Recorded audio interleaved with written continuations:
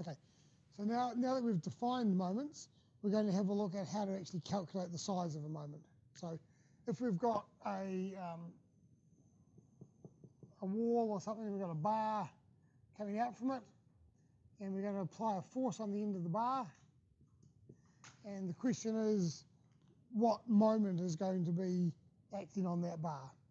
Okay, so to do this, like we said from before, we need to know the size of the force and the distance. So let's say this is a 200 Newton force, and this distance is 1.7 meters.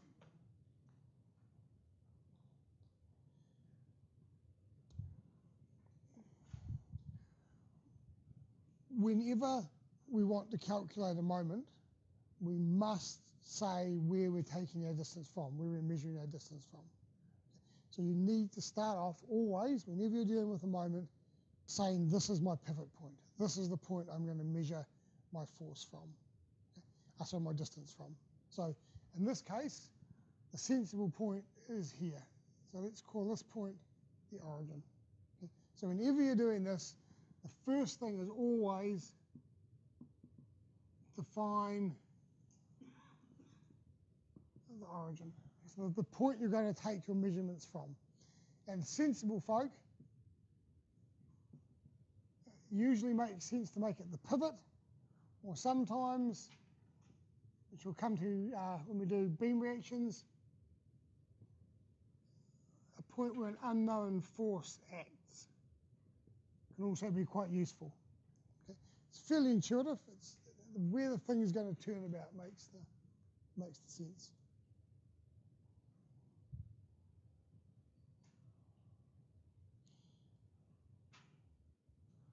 Okay, so that's the first thing, is you've got to define an origin to get a moment.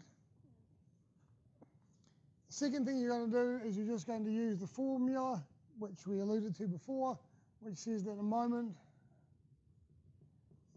is the force times the distance at which it acts.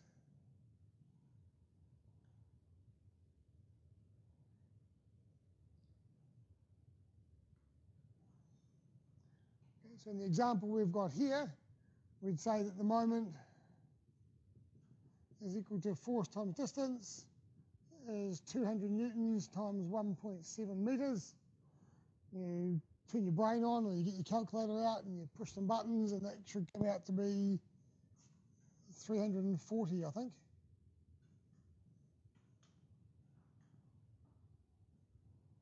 Yep. The brain still works. Okay, so we've got 340 Newton meters. And whenever you're doing a moment, you must decide the direction as well. Okay, so you need to ask the question, is it clockwise or anti-clockwise?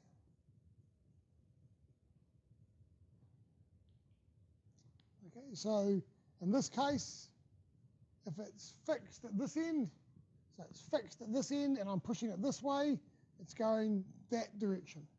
And conveniently, we have one of these things on the wall. I don't know if you've seen one of these things before. They can use them. People, old-fashioned people, can use them to tell the time, but it's just really for figuring out which way your moments are going. So if it's going the same way as that little bar on that thing, we're going to call it clockwise. If it's going the other way, we're going to call it anti-clockwise. So we've got the special moment detector up the top there. So this one's going the same directions as the bars up there, so we're going to go with clockwise.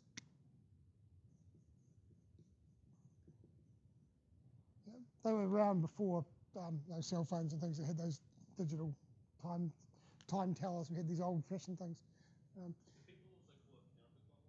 I have heard of counterclockwise. Yep, yes, that's absolutely. Either's fine.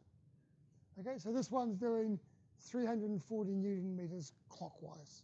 So to calculate a moment, you must define your pivot point. If you haven't defined a pivot point, it's meaningless. So this is technically 340 Newton meters clockwise about O.